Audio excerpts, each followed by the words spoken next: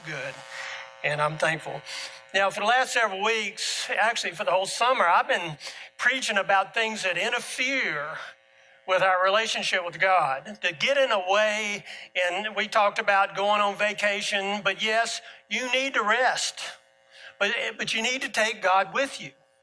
And the problem is we would tend to leave him at home or somewhere else, but we don't take him with us when we go.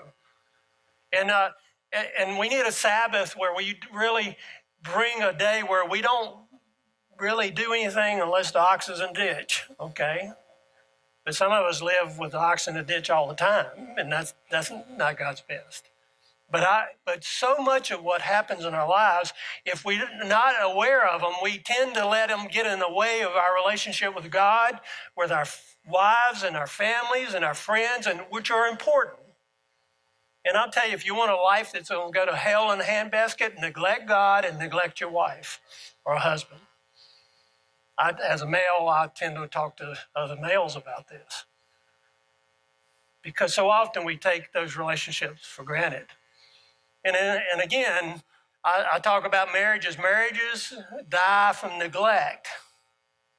We might not believe that, but in reality, that's what happens. If you're not intentional, that's why we have marriage enrichment. It'll be a week from Friday.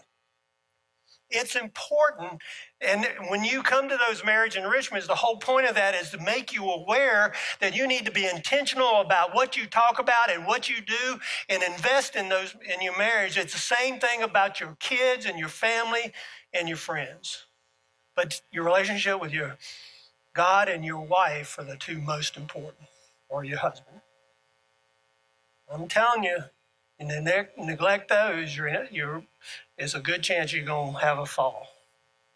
And I'm going to tell you, your children will suffer in those relationships. But anyway, I'm continuing. And last week I talked about your stuff. And you see my series is God, your time, your talent, and your stuff. Last week I talked about stuff. We talked about the clutter, and I had pictures, and one of the pictures looked like my daughter's room when they were little girls, and they had the white canopy bed, and you couldn't see the floor for all the junk was on the floor. And then we had a picture of a workshop, it looked like, and Willie back here said, "That looks like my workshop." And then we had a nice, pretty closet that was, and this is how my wife does things, and everything was just from floor to ceiling. It had every slot was filled, perfectly organized. But let me tell you what, it's still clutter.